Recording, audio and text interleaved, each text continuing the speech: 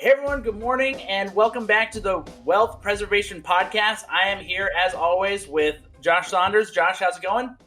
Good morning, everybody. I'm excited to be here. Mark, I'm sitting in my hotel room in San Diego, recording here. We're on our 4-month RV road trip. This is exciting stuff. We're out seeing the country during the time of COVID. So we're making the best of COVID, which is weird times for everybody. Terrible place there in San Diego. Terrible place in San Diego. Yeah, it's a terrible place to be. If you have to rough it in San Diego, that's a good place to have to rough it. I'm taking one for the team here. But no, we're excited. We have a super exciting guest. Mark, why don't you go ahead and introduce our guest? Yeah, we have Marques Ogden, former NFL star, former NFL player, super awesome, motivational speaker, and he has an amazing story of his journey through the NFL, post NFL. And the thing I like about Marcus's story is it's easy to see someone who is doing really well, crushing it, super awesome, and you're like, that dude clearly every day woke up, ate a big bowl of kick butt, and just went on. And he's got a story of like, nope, it is not all glamour. I have struggled. I have, peaks, lows. I mean, me personally, I don't have the genetic makeup to ever be in the NFL. So I couldn't imagine hitting that peak, just being like in the draft, right? To then being like, wow, I'm closing up my business, right? So we're going to get into this story. And I'm just really excited to bring this to our listeners and say, hey, if you're struggling, that is part of the gig. That's just part of the ride. Absolutely. Yeah. So I don't think we need an introduction, and Marques does this for a living. So Marques, go ahead and introduce yourself and kick this off. We're so excited to have you here. Thanks a lot, Josh and Mark. My name is Marques Ogden. I'm from Washington, D.C. I currently live in Raleigh, North Carolina with my wife and 2 daughters. After the National Football League, I got into construction development. I built the largest African-American subcontracting company in the city of Baltimore, state of Maryland, in the area of site work, utilities, grading, and site development with my partner, my great team. For about 2 years, we were an 8-figure year business. But unfortunately, as the company made successful moves, I made some unsuccessful moves as a leader, became more of a boss, more of a dictator. And that was the culture that we set as an organization. And as a result of that, my best employee left the organization. And like he told me when he left the office, if we didn't make a change, it was going to happen. 6 months later, we went bankrupt, just like he said we would. We spent about $2.5 to $3 million of my money and the company's money in less than 90 days on a project. And we did that. And the developer who shook my hand saying we would get you your money back, they reneged on the deal, and they did not process the change order like they said they would, because we didn't get anything in writing or signed, because I was under pressure and I was moving quickly to do something I thought I could trust my client. Made a huge mistake, and I lost everything. I filed a Chapter 7 bankruptcy in 2013 April. When I moved down here to Raleigh in 2013 April, I had $400 to my name. That's it. I lost my home, was foreclosed on. Both my cars were repossessed in the same day. I literally had no credit cards, no nothing, no safety valve. $400 is all I had left after moving from Baltimore down to Raleigh, paying deposit on the first month's rent in our little place. That's all I had left, $400. Man, I was going to say that's a great story. That's an interesting story, and we're excited to unpack that and figure out how, the lows and the highs and your whole story. So yeah. Go ahead, Mark. One thing I picked out from there that I just think is, super, super, awesome. And we'll dive more into it, probably a little bit later, is you said, I became a boss. I didn't become a leader. I became a boss. And that is, there's probably a whole episode just unpacked in there of, you realizing like, wow, being the guy at top is not barking orders. It is leading, and leadership takes a whole lot more than just being the dude whose name is on the building, right? So we're excited to get into this story. We're excited to unfold some of these layers. But first, I kind of want to go back a little bit and just when you think back just on childhood, I mean, was there ever a time where is there ever a time, or do you have a story of maybe early onset signs of entrepreneurship and that leadership mentality, not boss mentality, but leadership mentality? And where did you, when did you kind of see like, hey, I like taking charge. I like leading. Yeah, I remember when I was in, I was actually like 11 or 12 years old, and I started a little business of selling baseball cards. My grandfather got them from a store, and then I would have them come in to me from him. Then I would sell them for $1 or $2 and kind of make a little bit of profit on those. I would use those to buy food or candy or whatever the case I wanted to buy. And then when I got to college, one of my best friends, he's actually my best friend at the time, he actually started a computer business in college. Now, I was playing football at Howard, so I couldn't join up with him full-time like I was wanting to. I worked, part-time when I could, and turned times where I could work and not have to be a violation of my scholarship. But when I saw him running his business and what he was doing, I'm like, man, I like this. I mean, I want to really get into being an entrepreneur at some point. And when I left Howard, when I got to Howard, I wanted to be an investment banker. I wanted to build my own business in finance because my father worked in finance, economics his entire life.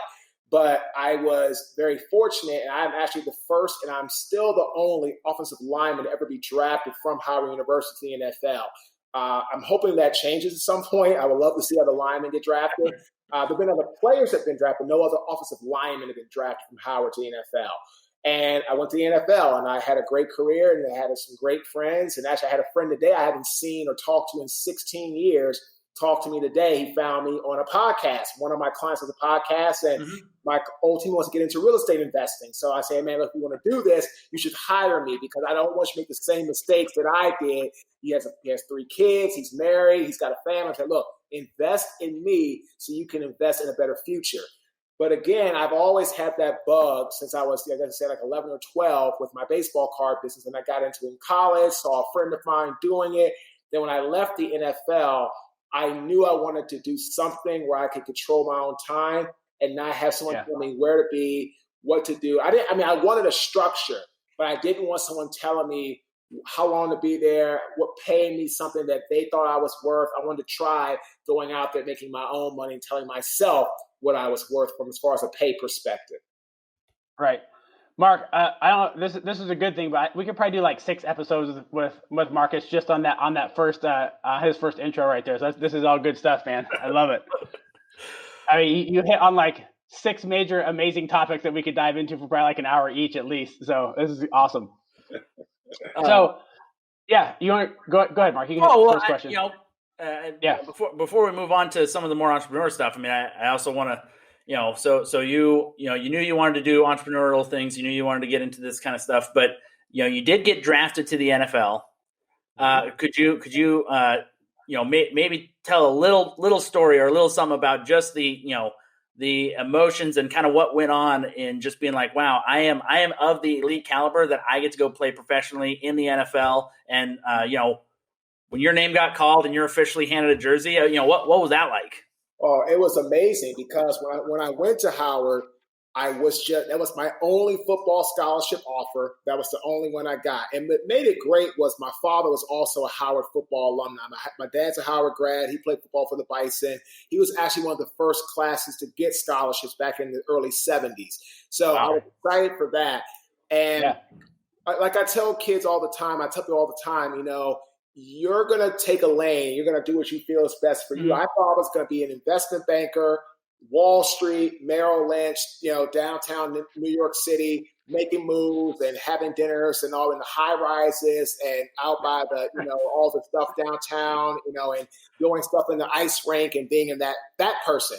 But I pivoted because after my junior year, I saw my name in some NFL draft books and they started grading me out. And then I remember having teams come to watch me practice at Howard. The Colts came, the Jaguars came, the Bengals.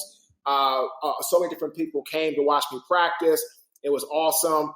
And then I remember I went to an all-star game, I went to the Hula Bowl, and I got a chance to play against guys from Texas and Florida State and Miami. And when I finished practicing and finished that game, I said, wow, I was able to come out here and play, and not just play, but dominate and play well against the best of the best. My head coach for that team was actually the head coach of the chapel of the UNC Tar Heels. Now, Mac Brown was my head coach for Team Chi. And then Team Anai had Larry Coker from Miami on that side of the field. But, playing against those guys, big schools, big name players that were coming out the same time I was, it made me realize that I could do this. And then I had my combine workout, and I ran a 4.85 and the 40 at like 305, 310. My bench was not the best. I had a bench at like 22, but it got better. And I kept progressing and kept going up the ladder. And then I said, wow, okay, here's what it is. I've done the best that I can do to do what I have to do. And here I am, and here it is. And that was that. And as a result of that, that's how I got to the next level and said, hey, I have worked hard. I have put in the effort, put in the time to be drafted and played this game with other great players. And that's what I did. So I tell people all the time, your journey can pivot anytime as long as you're aware of the signs, you can recognize them, and you can act accordingly. And you can, and that's the key word, act. Take the action and do what you need to do, not just say you want to do something, but not put the work in and get where you want to go.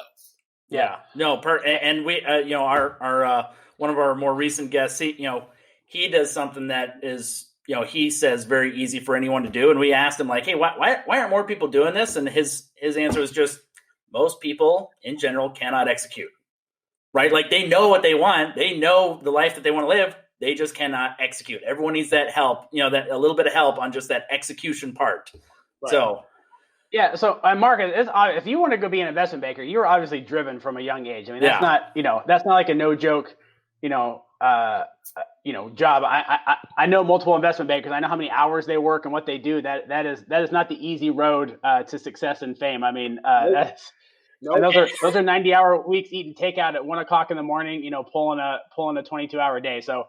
You had that drive, and obviously I'm sure that showed as you were playing football at Howard, but how did you think that, you getting prepped for the NFL translated, or created more drive for you? What do you think that did for you? Well, it taught me that in order to get to high levels, it's going to take a ton of work. It's going to take a ton of preparation. It's going to take a ton of executing the action steps, because you can sit there and talk about what you want, what you think you can get done. But at the end of the day, it's not about what you think you can get done. It's what can you get done. I don't talk to me about strategy. Don't talk to me about, my plan. Yes, you have to have a plan, but don't tell me about your plan all day. I don't really want to hear that. Tell me one time I got what you're trying to do. What are you doing to execute the plan? Because what is that like? What is that like being like literally nitpicked, like every move? I mean, from your hand movements to your foot placement. I mean, at that level, you are nitpicked down to like the centimeter, right? On a daily basis. And how does that translated now into your business life? Well, what it does is it makes me realize that everything you do is going to be looked at. Clients, potential clients, corporations. I mean, I've been very fortunate these last few years to build a very sustainable business through speaking, coaching, consulting. I had some amazing clients in the food product industry, technology, retail, to financial planning, insurance, all across the board. But every client needs the same thing. They need top value for the right price. And you're going to get nitpicked on what can you do? What can you provide? Who have you done it for? What is your result? What can you show me that's tangible that makes me want to put X amount of dollars with you? I mean, I can't say who it is yet because we haven't had the contract yet, but we're very close to having a online university hire me to do a commencement speech. And they asked me yesterday, because I want entrepreneurs to hear this. They asked me yesterday, what was my fee? Then I told them, okay, well, what does your budget allow? I said, well, we pay for speakers for the hour between $10,000 to $30,000 per speech. And I said, okay, I'll do the job for you at $10,000 plus all the stuff that'll come along with it. If you all are happy with the product, then we can just negotiate me doing more talks for you all at $20,000 or $30,000, depending upon what you feel the response is from your students and from the faculty, et cetera. Because they do 6 to 8 of these a year. And on top of that, gave me I now know what the market price is for commencement speeches for the university. So I gave them a deal. Most entrepreneurs would have said, you know what? Okay, I'll do it for $30,000. And again, they gave that budget. They gave that number. The problem is, though, when you do that, you end up putting yourself in a position where you show people that you're all about the money. You're not really about the relationship. And I feel what I could get from them as far as referrals, other universities, having it on my books, having that. Again, I already know now what the market price is, so I don't need to ask anybody else. I'll be able to say, if somebody asks me, what's your fee? $20,000, $30,000. I don't have to ask anymore. I know the market price. But I wanted them to see it was a relationship, that I wasn't out of us about the money. And a lot of entrepreneurs have to understand that, because at the end of the day, in what we're trying to do, it's really, again, like you said, everything is a business. Everything is a straight business. But at the end of the day, also, if you have a relationship thought process, then doing business becomes that much easier. Yeah. So getting nitpicked, getting evaluated, that's part of the program. But what it did was it's helped me now become this entrepreneur that knows how to deal with situations. Like I said, I could have easily yesterday said, give me $30,000. I was like, all right, Marcus, we'll work with you. But then if something didn't go exactly 100% right, then what happens? You don't work with them anymore. You got the top dollar for them. They didn't feel the value. They didn't feel you were trying to work with them. They felt you're only about the money. So I put $20,000 on the table for today. I'll get it from somewhere else tomorrow. Like, that's the way people need to start thinking about that, because getting nitpicked in the NFL taught me how to do things as a business person today. Yeah, absolutely. And I think it's an easy trap to fall into, because, entrepreneurs are the ones who put in so many hours where they didn't get paid. So when someone's like, well, we got $10,000 to $30,000, you're like, well, I feel the amount of work I put into it, I should get 60, right? Like, so it's easy to say, like, I've done so much free work, I need the top dollar. But you're right, it is all about knowledge, strategy, and hey, I want to build this relationship and have it an ongoing thing rather than a one-time pop, right? Correct. Now I did want to shift a little bit into, because you went, you shifted from the NFL, you wrapped up your career there, and I know that is a difficult transition for a lot of pro athletes, is going from where they're playing a sport that they've basically dedicated their life to, all right, now I'm just out in the market, right?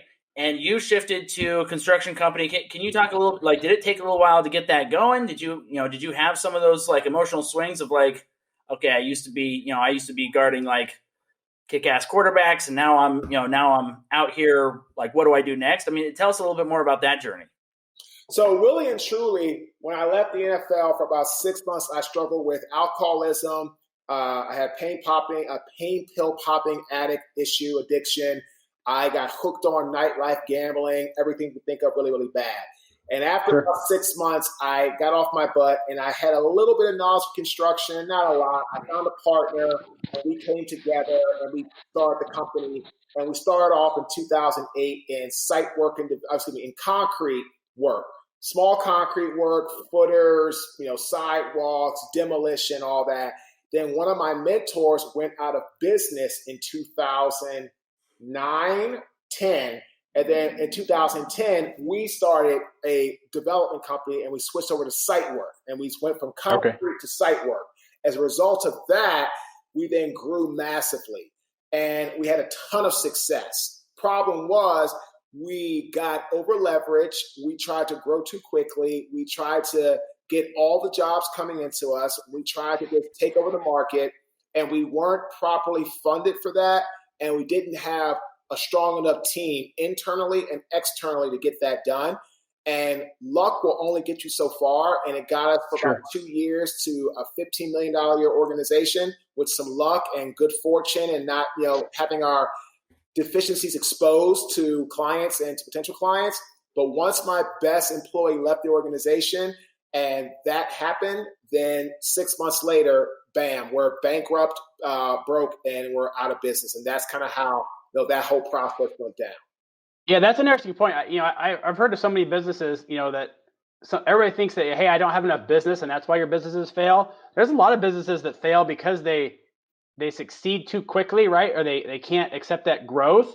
So to kind of go into that, to manage that growth, you're like, hey, we were basically trying to take every job that came in the door, and that was almost as bad as having no business, right? Does that kind of make sense? Yeah, of course, because you get over leveraged, you get overextended, and then you cannot meet the requirements that you need capital wise, and then you can't fund things, and you start robbing Peter to pay Paul, and the next thing you know, bam, you're out. Yeah, and how did you guys kind of develop that massive growth, and then realize that you're like, wow, man, we're the tail is wagging the dog here, and this isn't going to work.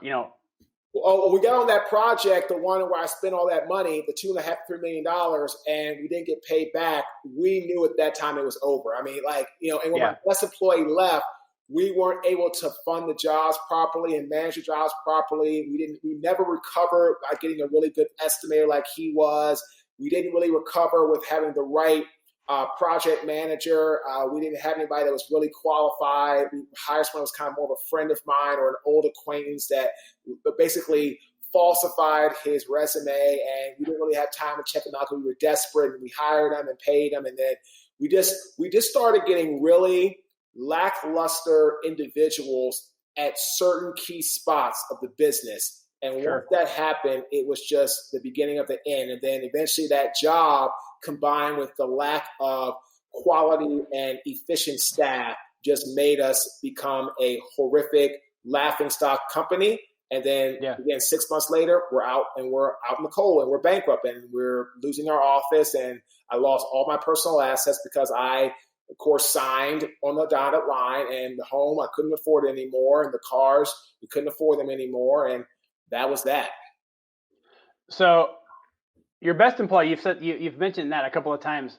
Why did your best employee leave? And what did you learn from that scenario? Because I didn't listen to him. When he tried to give me advice about the situation, instead of listening to him and having a healthy, inclusive, strong culture environment to have dialogue and have open, discussion, I just say he's making a mistake. He doesn't know what he's talking about.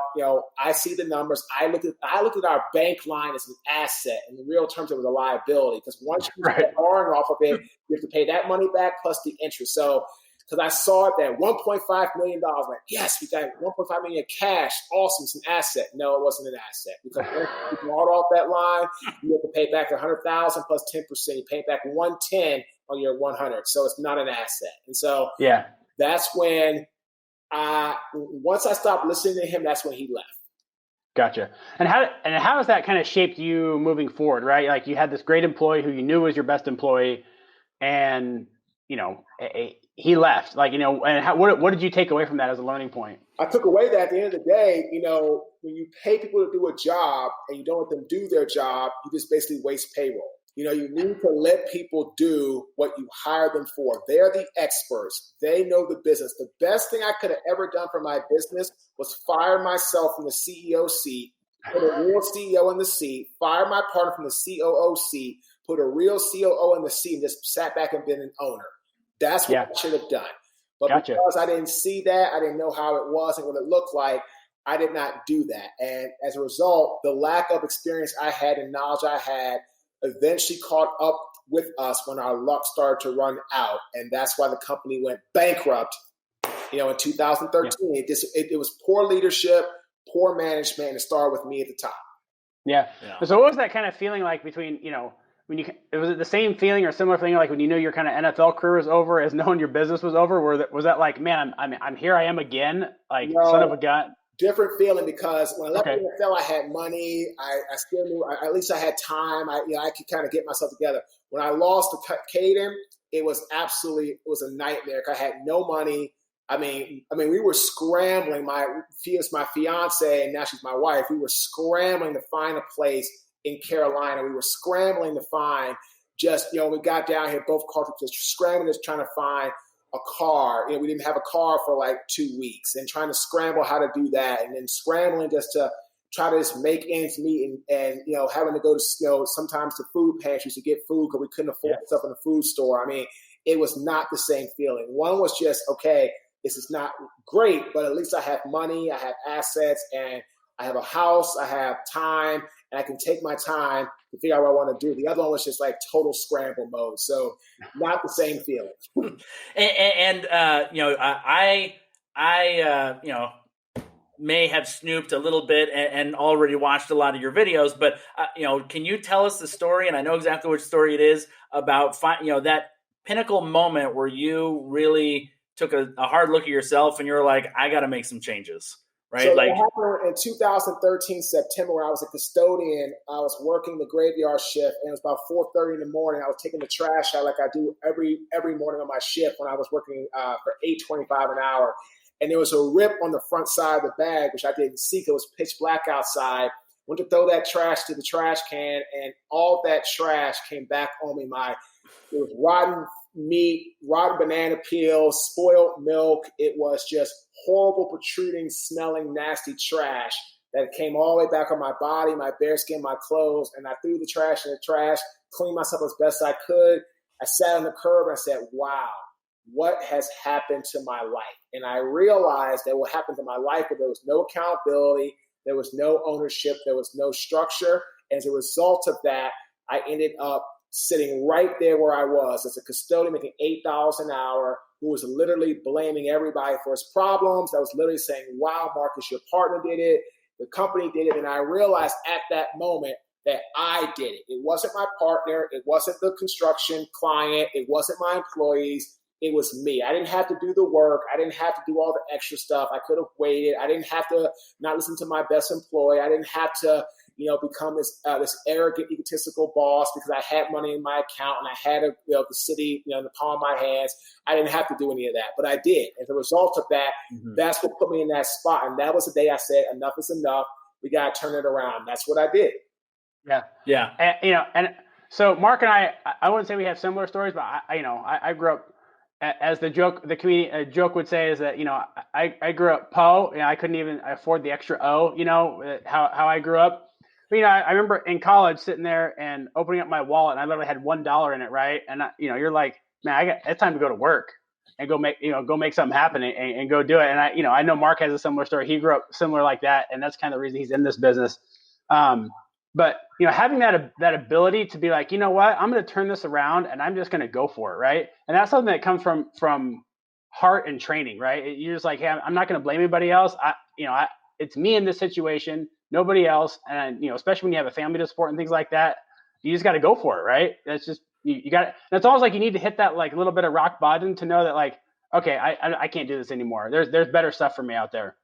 Oh, absolutely, and that's when I said, I want to start speaking to help other people with their business, with their thought process, so they don't end up like I did. And that's what launched my speaking career, which I started in September 2013. I didn't get a paid job for 2.5 years. I got my first paid job from Millermont College in Wilmington, North Carolina, and I haven't looked back since. And I've worked for 17 Fortune 500 companies. Of the 17, 10 are Fortune 100. Love it. I've worked for AXA Advisors, AXA Equitable, to LPL Financial, to Merrill Lynch, Bank of America, to PNC Bank, to a Home Depot company, to New York Life, MetLife, Liberty Mutual Insurance, Cisco, Siemens, all these brands. And I tell everybody that what I had to go through, if you really want to do what I do, that's totally fine. I'll support that. But understand, you're not going to get to where I am overnight. Like, it took me 7 years. I've been doing this now for 7 years in this business. The joke I always say is a lot of people become a 7-year overnight success story, right? Everybody thinks that you're like, oh, Marcus just, he's like, hey, I'm going to be a speaker. And then 2 weeks later, he got his first gig. And, next thing he was doing, driving the Ferrari, speaking at Home Depot. And that's not how that works, right? You have to develop a craft and a business and put in the time and the effort. It's not an overnight success, right? No, of course not. I mean, because you have to go through the ups and downs. Like this college had hired me. They're not going to pay me $10,000 if this is my first talk. They're not going to. They spend time with my videos. Can we pay you in college credit? Right, yeah. They're looking at my videos and my testimonials and what do I talk about and my website and what's the message and what's the correlation. I mean, I had to go through all of that. This didn't happen like, oh, bam, here it is. Same thing with written 2 books. I had to go through that process, Work at the first publisher wasn't any good. They were small. And then I got to a great publisher. Now looking at writing our 3rd book. And it just didn't happen overnight. It took time. Yeah. I mean, I'm 39. I turn 40 next month. And I started this business when I was 32.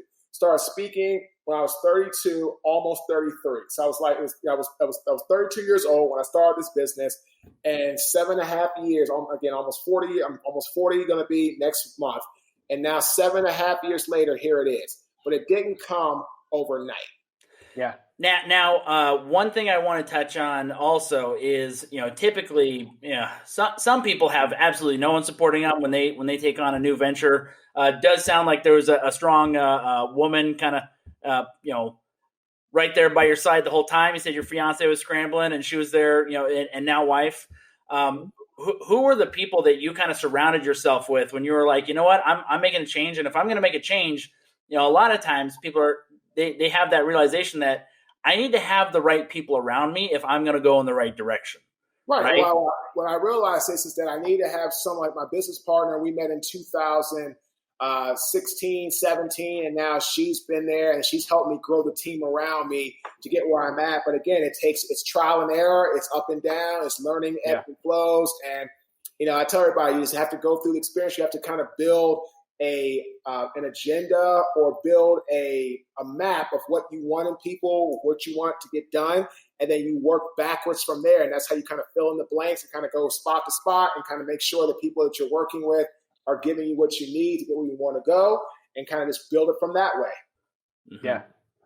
So, Mark and I are big family guys. I have 4 kids. Mark's got 2, and he'll probably have 4 at some point. We don't have a girl yet, so my wife. I mean, we're 8 weeks into boy number 2, and my wife is already like, "No, we don't have a girl yet." I'm like, "Hold on, oh, gosh, we're still getting the sleep schedule down."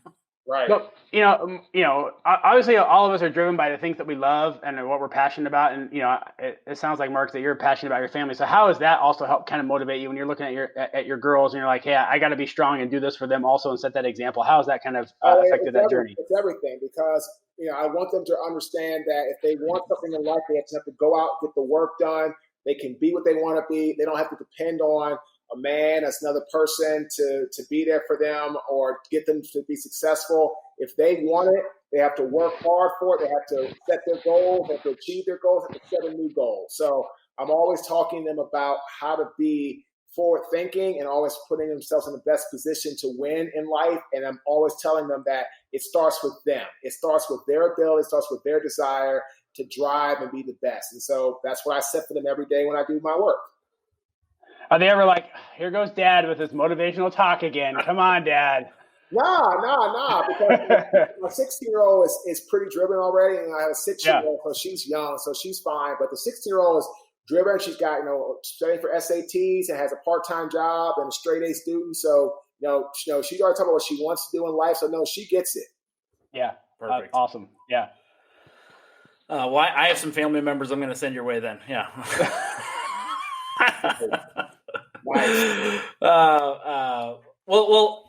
So now you're into coaching, right? So now you're you don't just do speaking, you do coaching, you do one-on-one stuff. I mean, what are some of the, I guess, success stories or some of the experiences you've seen where people do come to you and they're like, hey, I'm at that trash bag moment, right? I'm at that trash bag covered in banana peels and curdled milk moment.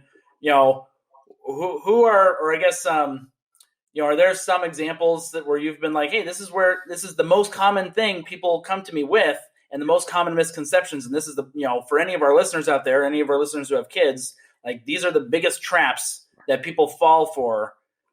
And this is why they need coaching. This is why they need help executing. The biggest trap people fall for, if they want to be speakers, they feel that they're going to come right out of the gate and get paid and get booked jobs. And they might get 1 or 2 and get lucky, and it's just great. But if you expect consistency, it's not going to happen without 4 major pillars. Again, if you're trying to build a successful business and you don't know the foundational 3 pillars, you might get there and have some luck, but you won't sustain success. So we go over that.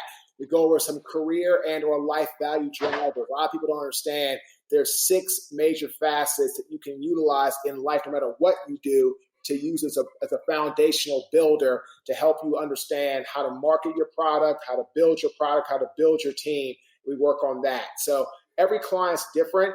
And I work with people that are real estate investors, learning how to read deals, learning how to understand if they put their money up, what they can expect. They're going to be getting paid out starting in a year, 2 years. They're going to be, interest-only payments divided up monthly. Is it going to be quarterly? What they expect? And their principal, is that at risk or not, even though they're not getting paid that in the first 2 to 5 years potentially. So working through that. So everybody's different.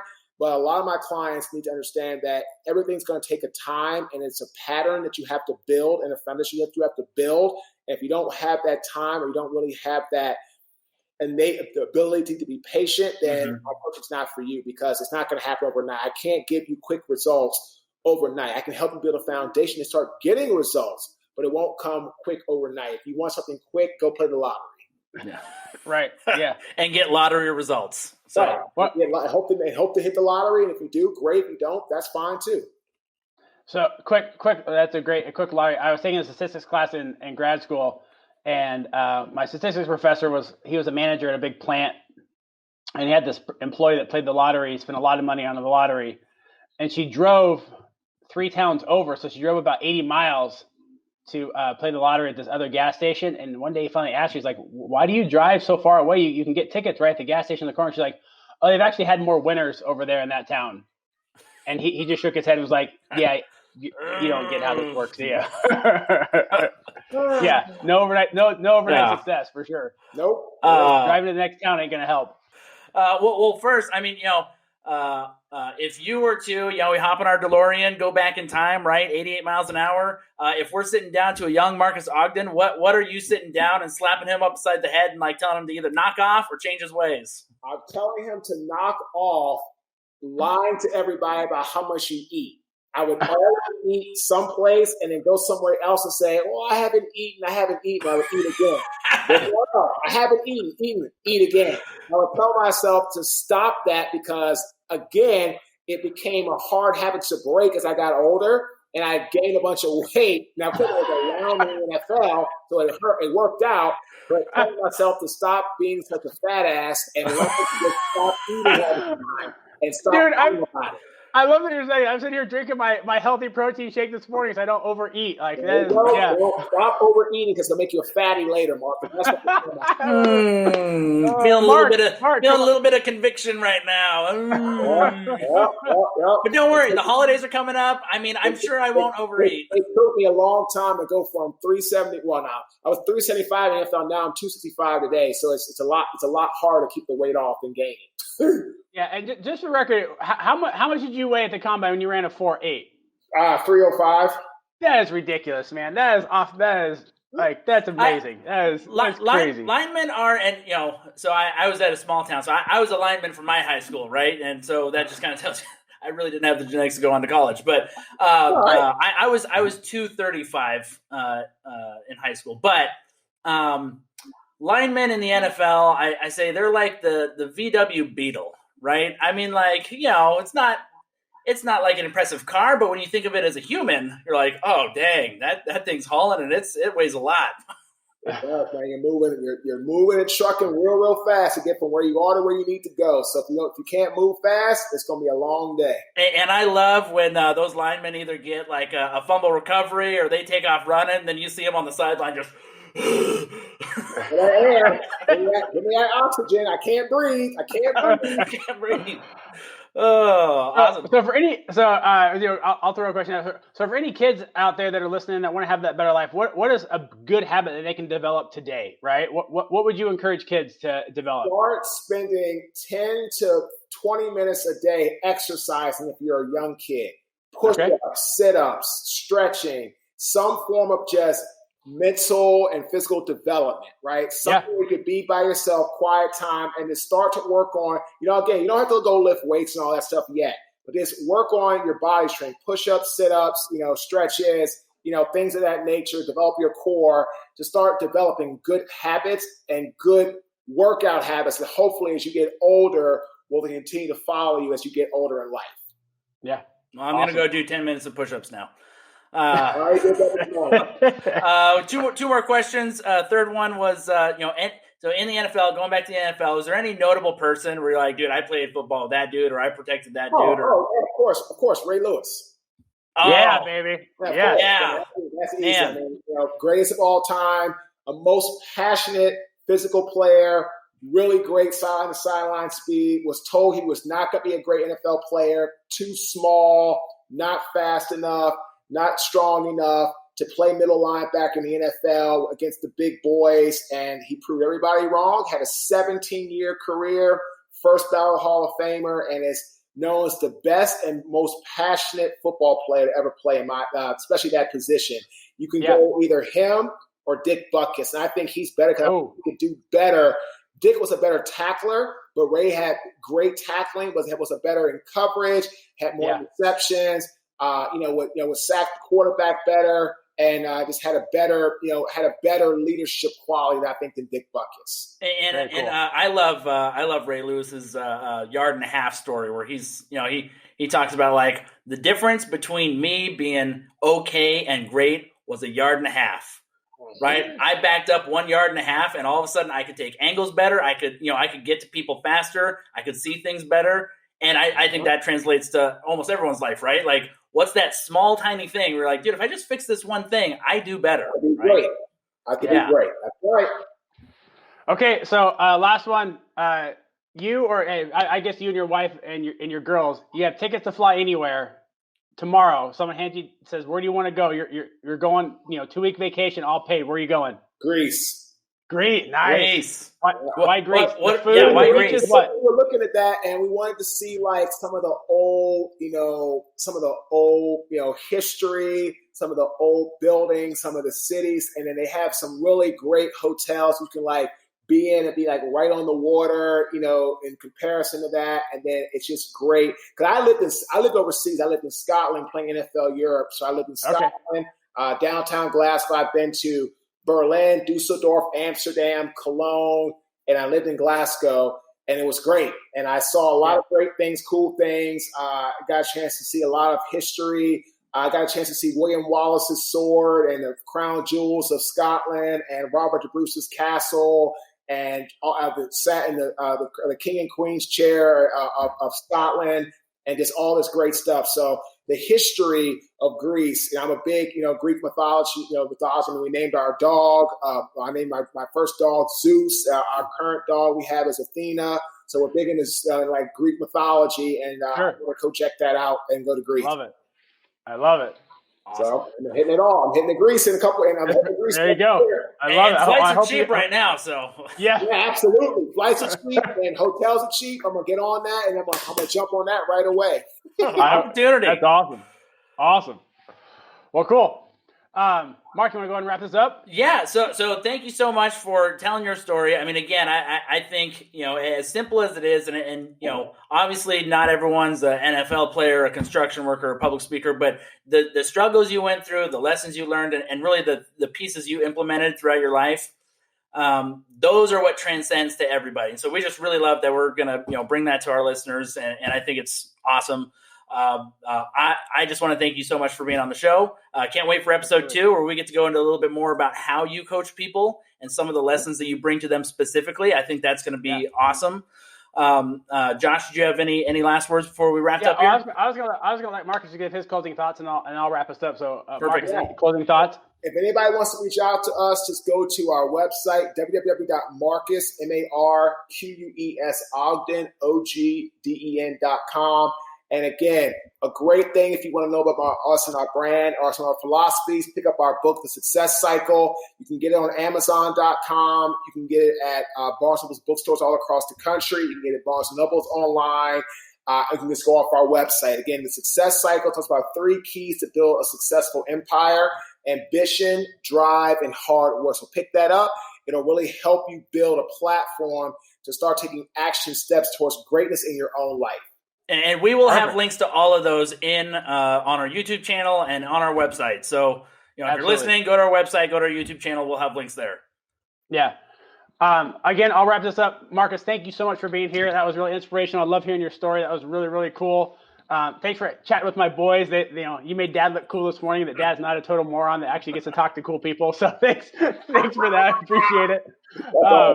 No, we appreciate it. We're excited about doing episode 2, so make sure you guys catch us episode 2. We'll be dropping that here in a month or so.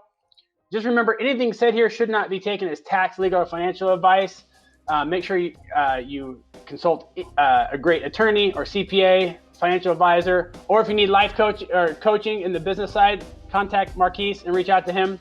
But make sure you consult a professional before you make any decisions. Thanks, everybody, and thanks for being on. Appreciate it. Awesome, fellas.